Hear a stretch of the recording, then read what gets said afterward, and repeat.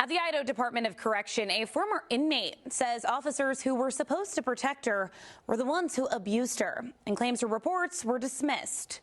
I'm neighborhood reporter Riley Shoemaker. As we continue our coverage on sexual abuse behind bars, I spoke with her former case manager who says what happened to her is a part of a much deeper culture of retaliation and silence.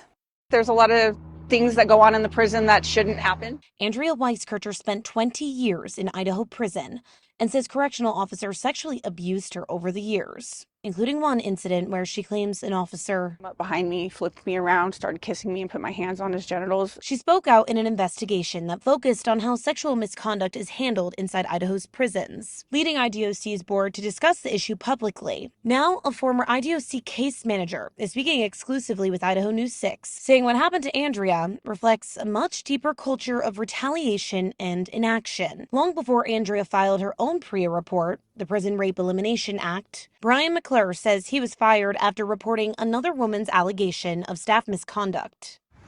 It's been tough. Yeah. I was shocked when I was fired because I thought I was doing the right thing.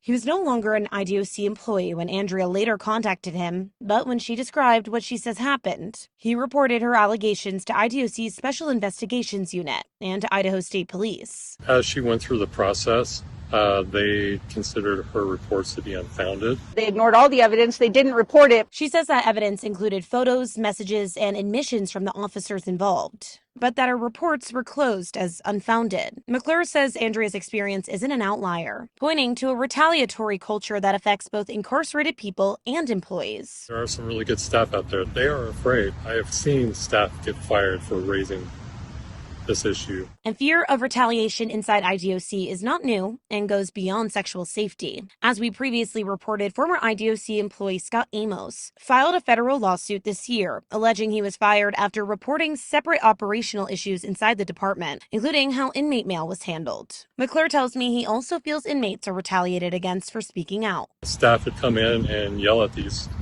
women. They would tell them that they're making stuff up. They're basically told that they're lying. Institutionally, phone lines that they had access to previously were cut off. Andrea says she experienced those consequences herself. The retaliation escalated. I was blocked from calling PREA supports. I was blocked from talking to my family.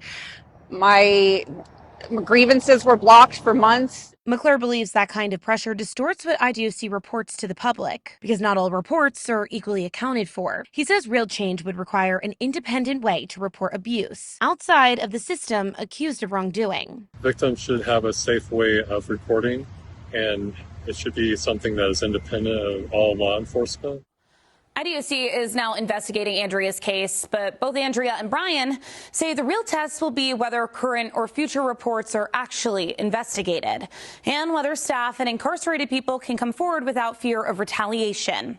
We'll continue following their cases and any changes at IDOC as some parties make a push for potential legislation on this topic. I'm neighborhood reporter Riley Shoemaker, Idaho News 6.